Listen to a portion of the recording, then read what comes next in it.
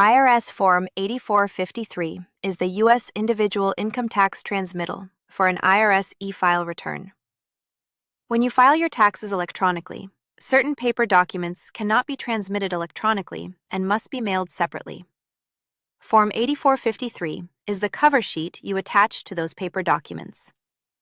You do not file Form 8453 by itself. It is always a transmittal for other supporting documents. Enter your name and Social Security number at the top. If you filed a joint return, enter your spouse's name and SSN as well.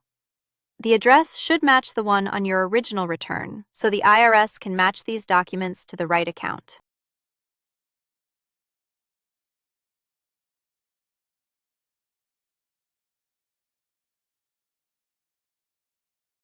Check each box that applies to your situation. Common examples include Form 8332 if you are releasing a dependency exemption, Form 2848 if a power of attorney is attached, or a brokerage statement if you are reporting too many transactions to list individually.